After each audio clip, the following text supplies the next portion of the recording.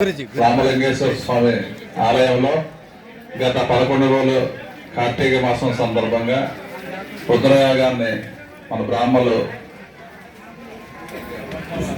శర్మ గారు యొక్క ఆశీర్వాదంతో మరి బ్రహ్మాండంగా ఎటువంటి ఇబ్బంది లేకుండా మరి ఈరోజు పూర్ణాహుతి 11వ రోజుకి చేరుకుని పెద్ద ఎత్తున భక్తులందరూ కూడా వచ్చి గ్రామస్తులందరూ సహకారంతో మన పురోహితులందరూ కూడా బ్రహ్మాండంగా ఈ కార్యక్రమాన్ని విజయవంతం చేసి మరి చివరిగా పూర్ణావతి రోజున మేము కానీ మరి వివేకానంద గారు కానీ సాయి గారు కానీ అశోక్ గారు కానీ మన నాయకులు అందరూ కూడా ఈరోజు వచ్చి స్వామివారిని దర్శించుకుని పూర్ణావతి కార్యక్రమంలో పాల్పంచుకోవడం మా పౌరజన్మ స్ఫూర్తం మాకు అదృష్టం.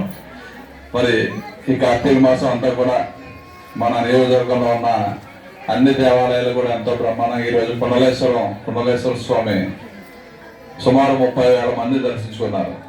అసలు ఎక్కడ ఖాళీ లేనటువంటి పరిస్థితి. మరి ఆ గుడి కూడా మాస్టర్ ప్లాన్ తయారు చేయించాం. బ్రహ్మాండంగా గుడి తొందరలో అన్ని ఇమ్యూనిటీస్తో అక్కడ కావాల్సిన పుష్కర ఘాట్లు అన్నీ కూడా ఏర్పాటు చేస్తాం. అదేవిధంగా భద్రకాళి సమేత వీరేశ్వర స్వామి మా మొరవల్లో ఏం చేస్తున్నా ఆ గుడి కూడా రాతి కట్టడం కట్టడానికి 4 కోట్ల రూపాయలు మన ముఖ్యమంత్రి గారు శాంక్షన్ ఇచ్చారు. పుష్కరాల టైం కల్లా దాన్ని ఏదైతే మెయిన్ గుడి ఉందో అంతా కూడా రాతితో బ్రహ్మాండంగా ఆలయం కట్టడానికి మా గ్రామస్తులు మేము అదేవిధంగా ప్రభుత్వం పూర్తి సహకారాలు మా గ్రామంలో కూడా చేస్తున్నాం. అదేవిధంగా మన పల్లవారిపాలెంలో ఉన్న వెంకటేశ్వర స్వామి ఆలయం కూడా పునర్నిర్మాణం ప్రారంభిస్తున్నాం.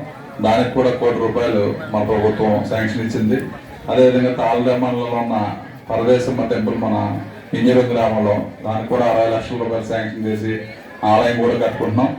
గతంలో పుష్కరాల్లో వచ్చినప్పుడు 2015లో మన నియోజకవర్గంలో మరి ఎప్పుడు జరిగినటువంటి పెద్ద ఎత్తున ఘాట్లు ఏర్పాటు చేసాం. మరి టెంపుల్స్ అన్ని రిపేర్ చేసుకుని టెంపుల్స్ అన్ని కూడా పెయింట్స్ వేసి వచ్చిన భక్తులందరికీ అన్ని సౌకర్యాలు కల్పించి బ్రహ్మాండంగా ఆ రోజు పుష్కరాలు తెలుగుదేశం ప్రభుత్వంలో చేయడం జరిగింది.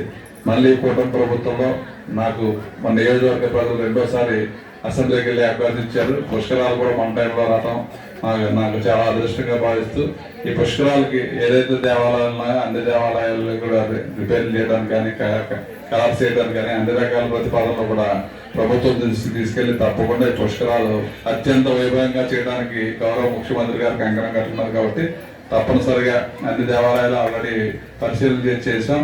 ప్రధానంగా ఈ ఉప్పొంగల గ్రామానికి వచ్చినప్పటికి ముఖద్వారం గురువు గారు చెప్పారు, తప్పకుండా ముఖద్వారం పుష్కరాల కల్లా మనం ముఖద్వారం ఏర్పాటు చేస్తాం.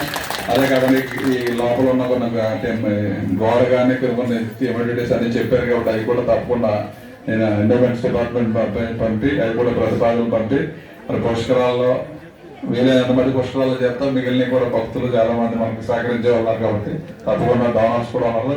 ఏదో విధంగా మీరు తలపెట్టిన కార్యక్రమాలన్నీ పూర్తి చేసే బాధ్యత నేను పూర్తిగా తీసుకుంటానని చెప్పి మరి తెలియజేసుకుంటూ మరి చాలా సంతోషం. మరి ఇటువంటి కార్యక్రమంలో మమ్మల్ని పాల్పంచుకునే అవకాశం కల్పించినందుకు గ్రామాలందరికీ కూడా ఈ గ్రామస్తులందరూ పూర్తిగా సహకరించి 10 రోజులు కూడా అందరికీ భక్తులందరినీ కూడా చాలా బ్రహ్మాండంగా ఎక్కడ ఎటువంటి ఇబ్బంది లోటు లేకుండా చేశారని చెప్పి పెద్దలు మన గురువు గారు చెప్పారు. కాబట్టి చాలా సంతోషంగా భావిస్తూ మరి నేను సంతోషం.